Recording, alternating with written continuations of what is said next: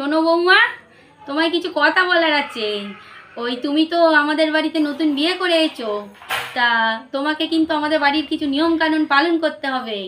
তো শুনে রাখো, কথাগুলো বলে দিই।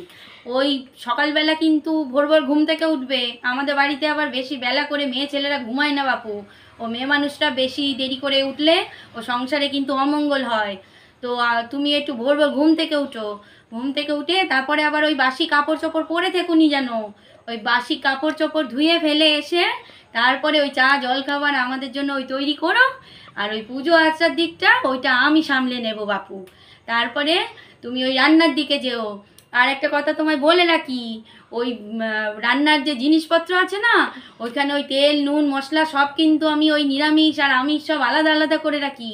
ওইগুলো কিন্তু সব একবারে ঠেকাঠেকি করে দিও না বাপু, তাহলে কিন্তু আমায় আবার সে গঙ্গায় চান করতে হবে, আবার ওই সব ধুতে হবে।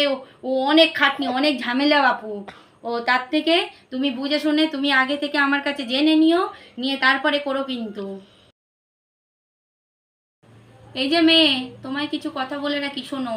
তুমি এই যে নতুন বিয়ে করে আমাদের বাড়িতে এসেছো বলে তুমি এটাকে পরের বাড়ি ভেবো না জানো। তুমি কিন্তু এটাকে নিজের বাড়ি মনে করো। আর এতদিন ওখানে ছিলে, অন্য তোমার বাপের বাড়িতে ছিলে বলে এটাকে শ্বশুর বাড়ি ভেবে আবার তুমি একেবারে দূরে দূরে থেকো না কিন্তু। তুমি একদম নিজের মনে করে তুমি যেটা ভালো ভাববে, যেটা ভালো বুঝবে সেইভাবেই কিন্তু থাকবে, সেটাই করবে। আর একটা কথা বলে দিই, তোমায় কিন্তু বেশি সকাল সকাল ঘুম থেকে উঠতে হবে না। ওই বেলা 8টার সময়, 8টার মধ্যে উঠলেও হবে। বেশি তোমায় তাড়াহুড়ো করে ঘুম থেকে উঠতে হবে না।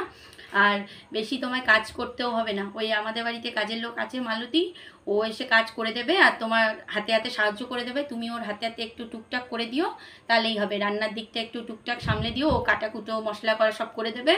তুমি শুধু একটু খুন্তিটা নেড়ে নিও আর একটু ভালো করে রান্নার টেস্টটা বানিয়ে দিও। আমাদের আবার একটু টেস্টি টেস্টি খাবার না হলে তো ভালো লাগে না। সেই জন্য তুমি একটু রান্নাবান্না পারো তো? আচ্ছা ঠিক আছে, তাহলে ঠিক আছে, কোনো অসুবিধা নেই।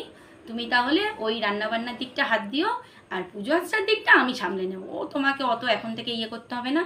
আর তুমি যেটা মনে করবে ড্রেস সেটাই পরবে, যেটা তখন তোমার যেখানে ঘুরতে যেতে ভালো লাগবে তুমি আমার বাবুকে বলবে, তুমি ওর সাথে যাবে ঘুরতে।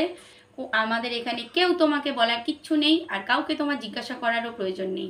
তোমার যখন যেটা মনে হবে তুমি সেইভাবেই থাকবে।